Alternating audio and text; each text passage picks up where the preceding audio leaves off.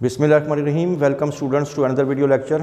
तो आज हम लोग सेकेंड ईयर से अपना नेक्स्ट टॉपिक स्टार्ट करेंगे, चैप्टर 18 और रिप्रोडक्शन में आज जो हमारा टॉपिक है वो है टिशू कल्चरिंग एंड क्लोनिंग।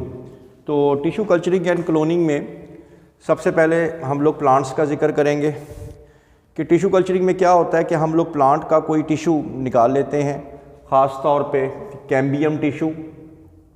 और कैम्बियम टिशू आप लोगों को पता है कई तरह के कैम्बियम टिश्यूज़ हो सकते हैं। वास्कुलर कैम्बियम होता है, कॉर कैम्बियम होता है। तो इसको निकालने के बाद हम आर्टिफिशियल ग्रोथ मीडियम में उसको रख देते हैं, ठीक है। और उस आर्टिफिशियल ग्रोथ मीडियम में बहुत से न्यूट्रिएंट्स होते हैं, उसमें हैं जैसे साइटोकाइनिन्स हैं, इंडोल एसिटिक एसिड है जिसको हम लोग IAA भी कहते हैं, वो डाल देते हैं।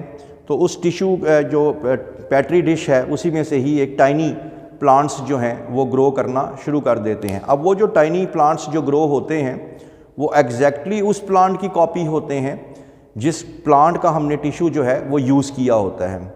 तो इसको ही हम लोग कहते हैं टिशू कल्चरिंग।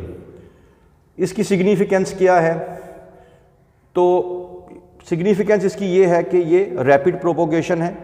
आप लोगों ने जस्ट टिशू लेना है और वो बहुत जल्दी रैपिडली जो है वो ग्रो कर जाता है। उसके अंदर डिज़ायर्ड वैरायटीज़, जैसे आपको एक प्लांट है, वो प्लांट जो है वो बीमार भी कम होता है, प्रोडक्शन भी ज़्यादा देता है, रेजिस्टेंट टू डिजीज़ भी है। तो आप तो चाहेंगे कि उस तरह के बहुत से प्लांट्स तैयार हो जाएं, तो आप उस प्लांट के पेरेंटल प्लांट्स के जो टिश्यूज़ हैं उनको आप लोग पैटी डिश में डालेंगे with in the growth medium. तो वो जितने भी प्लांट्स उसमें ग्रो होंगे तो वो सारे के सारे उस प्लांट की जो है वो आइडेंटिकल कॉपीज़ होते हैं, अनटिल एंड अनलेस कोई म्यूटेशन या कोई उसमें न्यूट्रिएंट डेफिशिएंसीज या एक्सेस ना हो जाए तो ऑलमोस्ट वो उसकी कॉपी होते हैं। ऐसे प्लांट्स जो प्रोपोगेट बाय कटिंग, आप लोग कलमे लगाते हैं सीड के ज़रिए, और हर क्रॉप जो है वो सीड के ज़रिए नहीं बनाई जा सकती या कटिंग के ज़रिए नहीं बनाई जा सकती, लेकिन it is possible to grow any plant through the tissue culturing methodology. तो उसके ज़रिए आप लोग कर सकते हैं। टिशू कल्चरिंग हम लोग एनिमल्स के लिए भी करते हैं। प्रोसीजर जो है ऑर्गेनिज़म, पहले तो क्लोनिंग की डेफिनेशन आ जाएगी कि किसके एक सिंगल ऑर्गेनिज़म से, सिंगल सेल से पूरे का पूरा एक ऑर्गेनिज़म बना लेना एसेक्सुअली। आपको पता सिंगल ऑर्गेनिज़म से वैसे ही ऑर्गेनिज़म बनाना जो है सिंगल पेरेंट से, वो क्या कहलाता है? Asexual reproduction. इसमें भी आप लोग एक सेल लेते हैं, उससे पूरे का पूरा एक ऑर्गेनिज़म बना लेते हैं। उस प्रोसेस को आप लोग बोलते हैं क्लोनिंग। तो organism produce from single organism by सब कल्चरिंग कॉल्ड क्लोनिंग। इसका जो प्रोसीजर था आप लोग फर्स्ट ईयर में भी पढ़ के आ रहे हैं कि फ़र्ज़ करते हैं कोई आपका डिज़ायर्ड प्लांट है, से एनिमल 1 है, तो आप लोग क्या करते हैं, एनिमल 1 आपको चाहिए क्योंकि ये इसकी प्रोडक्शन अच्छी है, इसका मीट अच्छा है, इसका वज़न ज़्यादा है, ये लेस रेजिस्टेंट टू डिजीज़ है। तो किसी दूसरे जानवर में से आप लोग क्या निकाल लें, उसका ज़ाइगोट निकाल लेते हैं। फिर इसका जो ज़ाइगोट है, ज़ाइगोट में से न्यूक्लियस बाहर निकाल देते हैं, जिसको हमने फर्स्ट ईयर में भी पढ़ा था एक्स न्यूक्लिएटेड मेथड, या इस न्यूक्लियस को डिस्ट्रॉय कर देते हैं बाय UV रेज। तो वो जो सेल जो कि आपको चाहिए उसका न्यूक्लियस निकाल के वो न्यूक्लियस जो है इसकी इस जगह पे इम्प्लांट कर देते हैं। और ये जो ज़ाइगोट है अब ये अल्टर्ड न्यूक्लियस वाला ज़ाइगोट बन गया, क्योंकि इसका अपना न्यूक्लियस तो निकाल के फेंक दिया। तो वापस इस ज़ाइगोट को इसी फीमेल की यूट्रस के अंदर रख देते हैं और ये बाकी डेवलपमेंटल प्रोसीजर्स वहीं पे कंप्लीट करता है, ग्रो करता है। और जब ये पैदा होगा तो एग्जैक्टली एनिमल 1 की कॉपी होगा। क्यों? क्योंकि न्यूक्लियस उसका था, न्यूक्लियस के अंदर DNA उसका था, तो लिहाजा ये बनेगा भी इस तरह का। इसकी सिग्निफिकेंस, इसको हम कहाँ कहाँ इस्तेमाल करते हैं? इससे हम लोग अपनी मर्ज़ी के डिज़ायरेबल एनिमल्स, जैसे मैंने बताया, जिनका गोश्त ज़्यादा है, जिनका दूध ज़्यादा है, जो लेस रेजिस्टेंट हैं, मोर रेजिस्टेंट हैं बीमारियों के, इनसे हम लोग प्राइस बुल्स, बड़े बड़े मुकाबले दुनिया में होते हैं बुल्स के हवाले से।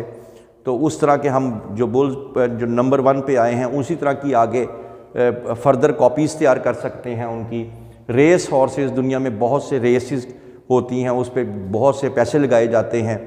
तो ज़ाहिरी बात है एक हॉर्स जो है वो रेस में जीतता आ रहा है, तो हर एक की ख्वाहिश यही होगी कि उसके DNA, उसका न्यूक्लियस लेके नए हॉर्सेस बनाए जाएं क्लोनिंग के ज़रिए। तो ये तरीके कार जो हैं, और आखिरकार प्लांट्स के हवाले से भी आप बता सकते हैं, प्लांट्स भी हम लोग इसी तरह डिज़ायरेबल वैरायटीज़ हासिल कर सकते हैं और ज़्यादा से ज़्यादा मुनाफा हासिल किया जा सकता है। इसके डिसएडवांटेजेस हैं कि इंसान की जो क्लोनिंग है वो प्रैक्टिकली तो पॉसिबल है, किया तो जा सकता है, लेकिन इसको मॉरली इसको सपोर्ट नहीं मिलती कि कई किस्म के दुनिया के अंदर मॉरल इश्यूज़ जो हैं वो आ जाएंगे। हर एक की आइडेंटिटी होती है, हर एक इंसान जो है एक नेचुरल फिनोमेना के थ्रू पैदा होता है।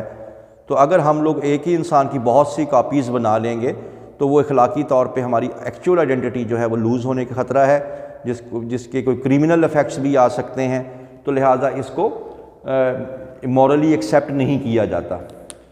लेकिन जानवरों में या इंसानों में क्लोनिंग को एक हद तक यूज़ किया जा सकता है। वो ये कि quantitative study action of hormones, मिसाल के तौर पे आप कोई हार्मोन है उसका इम्पैक्ट ह्यूमन बॉडी पे देखना चाहते हैं, तो आप बजाय उसको ह्यूमन पे अप्लाई करें, जो कि ख़तरनाक भी हो सकता है और मॉरली किसी को एक्सपेरिमेंटली यूज़ करना भी डेंजरस हो सकता है। तो आप किसी सेल के ह्यूमन सेल्स को ग्रो करें, कल्चर में करें और उस पर हार्मोन्स का इफेक्ट चेक करें। अगर हार्मोन्स का नेगेटिव इम्पैक्ट उस सेल पे आ रहा है, ह्यूमन के सेल्स पे जो कि पेट्री डिश पे ग्रो हो रहे हैं, तो मुमकिन है कि वो इंसान में भी जाके भी नेगेटिव इंप्रेशन ही देगा। तो लिहाजा आप पहले ही एक्सपेरिमेंट कर लेते हैं। इफेक्ट ऑफ ड्रग, कोई ड्रग आपने बनाई है, वो बजाय आप डायरेक्टली ह्यूमन पे अप्लाई करें, पहले सेल्स पे अप्लाई करके देखें। कॉस्मेटिक्स, एनी एप्लीकेशन, कोई भी ऐसी चीज़ जो कि इंसान को देने के लगाने के लिए हो या लेने के लिए हो, वो पहले आप लोग इन क्लोन्ड सेल्स के ऊपर अप्लाई कर लें। अगर यहाँ पे इसका रिजल्ट्स जो है वो नेगेटिव नहीं है बल्कि पॉजिटिव है, तो it can also be applied on the human being. Pharmaceutical products हैं, कोई मेडिसन है, तो पहले आप लोग उन सेल्स के ऊपर उसको चेक कर ले। अगर वो सेल्स के ऊपर सही काम कर रहा है तो वो डेफिनेटली ह्यूमन के ऊपर भी सही काम करेगा। अदर बेनिफिट्स, जैसे मैंने बताया, आपको डिज़ायरेबल सिमिलर वैरायटीज़ जो है हासिल हो जाती हैं। नेगेटिव इम्पैक्ट्स इसके क्या हैं? नेगेटिव एस्पेक्ट्स हैं कि देखिए, बात यह है कि जितने भी ख़ास तौर पे ह्यूमन हैं वो एक नेचुरल फिनोमेना के एग और स्पर्म के मिलने से पैदा होते हैं, जिनमें दो पेरेंट्स के जो हैं वो गैमीट्स फ्यूज़ होते हैं, उनमें जेनेटिक वेरिएबिलिटी होती है। हर इंसान दूसरे से डिफरेंट है। जैसे आजकल कोरोना के केस में देख लें कि सब लोग ही अगर एक जैसे होते जेनेटिकली, हम सब लोगों की इम्यून सिस्टम एक जैसा होता, तो अगर हम में से कोई एक शख्स बीमार होता इस बीमारी से, तो डेफिनेट बात थी सारे ही बीमार हो सकते थे, और अगर एक मर रहा है तो सारे भी मर सकते थे।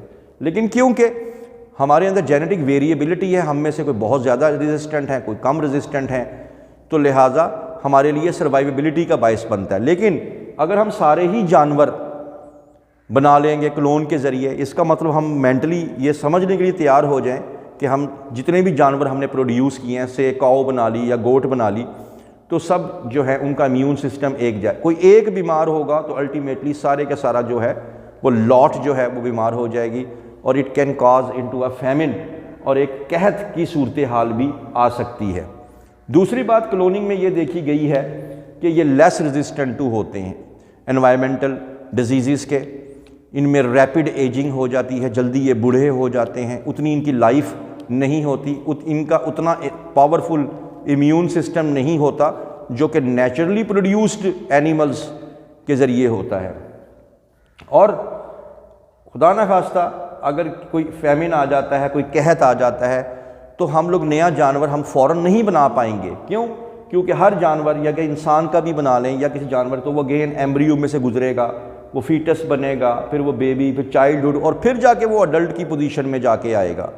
तो एक लॉन्ग पीरियड चाहिए इसके लिए। और अगर ये एनिमल की एग्जांपल ले लें तो कहाँ से एकदम हम एनिमल ले आएंगे? किसी दूसरे प्लेनेट से तो हम वो एनिमल ला नहीं सकते, तो हमें पूरी एक स्टेज में से गुजरना पड़ेगा। तो इसको भी हमें अंडर कंसिडरेशन रखना पड़ेगा कि फ्यूचर में कोई बहुत बड़े हम किसी प्रॉब्लम में ना फंस जाएं। नंबर 2 पे एक और बहुत इंपॉर्टेंट शॉर्ट क्वेश्चन बोर्ड के एग्ज़ाम के हवाले से, आइडेंटिकल ट्विन्स हैं जिनको हम लोग जुड़वा बच्चे भी कहते हैं, जो कि हायर वर्टिब्रेट्स में इंक्लूडिंग ह्यूमन में देखे जा सकते हैं। होता ये है कि आम जितने भी एनिमल्स हैं वो हायर एनिमल्स, वो फ्यूजन ऑफ टू गैमीट्स से मिलते हैं, एक स्पर्म और एक एग। एग और स्पर्म जब मिल जाते हैं तो बन जाता है जाइगोट यानी डिप्लॉयड 2n। जाइगोट जो है उसमें क्लीवेज स्टार्ट हो जाती है। क्लीवेज का मतलब है कि वो जो एक जाइगोट था वो चला गया 2 में, 2 से चला जाएगा 4 में। तो ये जो जाइगोट के बाद जो सेल्स बनते हैं इनको हम लोग बोलते हैं ब्लास्टोमेयर। तो ब्लास्टोमेयर्स क्या हुए? The cells formed after the division of, after the cleavage of zygote, तो उसको हम लोग बोलते हैं ब्लास्टोमेयर्स।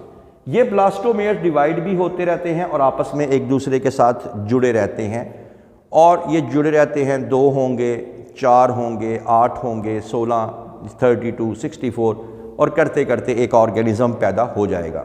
लेकिन बाज़ औक़ात क्या होता है कि ये जो ब्लास्टोमेयर्स हैं ये बजाय इकट्ठे रहने के ये अलहदा हो जाते हैं, जैसे कि ये डायग्राम में आप देख सकते हैं। अब क्या हुआ कि ये चारों ब्लास्टोमेयर्स अलहदा हो गए। अब ये अपनी सेल डिवीज़न अलहदा स्टार्ट कर लेगा, ये अपनी सेल डिवीज़न अलहदा स्टार्ट कर लेगा, ये अलहदा कर लेगा और ये अलहदा कर लेगा।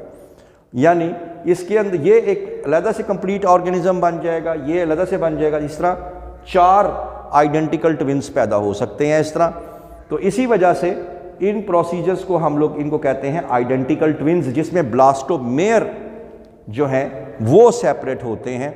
और क्योंकि चारों के चारों या जितने भी सेल्स अलहदा हुए हैं 2 भी हो सकते हैं, जैसे इस केस में यहाँ पे 2 थे, अगर ये दोनों अलहदा हो गए और दोनों ने अलहदा से ग्रोथ शुरू कर दी, डिवाइड होना, तो ये 2 जो हैं वो आइडेंटिकल ट्विंस बनेंगे। इस केस में 4 सेल्स के ब्लास्टोमेयर अलहदा हो गए थे तो इसमें 4 आइडेंटिकल ट्विंस बनेंगे।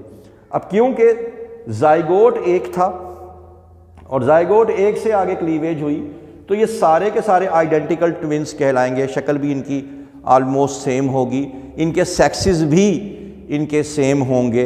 इसी वजह से इनको कहते हैं आइडेंटिकल ट्विंस, क्योंकि ये एक जाइगोट से बने हैं। एक जाइगोट से बनने वाले सेल सारे के सारे वो जो अगर बनते हैं तो वो आइडेंटिकल ट्विंस में आएंगे। लेकिन एक और तरह के ट्विंस भी होते हैं और उन्हें कहते हैं फ्रैटर्नल ट्विंस। फ्रैटर्नल ट्विंस की एग्जाम्पल कुछ यूँ है कि आम तौर पे फीमेल जो है 1 मंथ में एक ही एग बनाती है, लेकिन हो सकता है कि फीमेल 1 से ज़्यादा एग भी बना ले। जैसे इस केस के अंदर देख रहे हैं कि इसमें एक एग इस ओवरी में बना और दूसरा एग दूसरी ओवरी में बना। अब अगर स्पर्म्स आते हैं तो स्पर्म्स की क्वांटिटी तो पहले ही बहुत ज़्यादा होती है, तो एग क्योंकि अब यहाँ पे 2 बन चुके हैं, ठीक है, एग यहाँ पे 3 भी बन सकते हैं, जितनी मर्जी एग बन जाए। स्पर्म्स क्योंकि जो है उनकी क्वांटिटी बहुत ज़्यादा होती है, तो यहाँ पे एग, अब यहाँ हमारी एग्जांपल के मुताबिक यहाँ पे 2 एग्स हैं और यहाँ पे 2 स्पर्म्स जो हैं उन्होंने एक स्पर्म को ने इस एग को फर्टिलाइज़ किया, दूसरे स्पर्म ने इस एग को फर्टिलाइज़ किया। इस तरह कितने जाइगोट बने? 2 जाइगोट बने इस केस के हवाले से। यहाँ कितने जाइगोट बने थे? 1। यहाँ 2 जाइगोट बने और 2 जाइगोट बनने के बाद ज़हरी बात है 2 जाइगोट अगेन ब्लास्टोमेयर में जाएंगे और इस तरह से 2 जो हैं वो इस केस के मुताबिक 2 ट्विंस पैदा होंगे।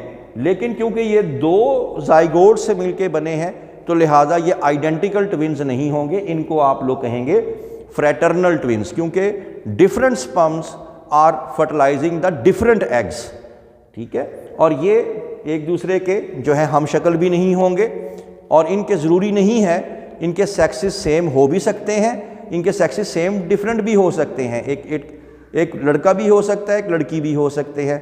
लेकिन इस केस के अंदर आइडेंटिकल ट्विंस में सबके सेक्सेस क्या होते हैं? सेम होते हैं। लेकिन इसके अंदर ज़रूरी नहीं है कि सेक्सेस सेम हो, ठीक है, क्योंकि 2 जाइगोट्स हैं यहाँ पे। तो ये आज आप लोगों का टॉपिक था। So I hope that you have understood the lecture today. For more interesting videos, please stay connected with us. Thank you very much.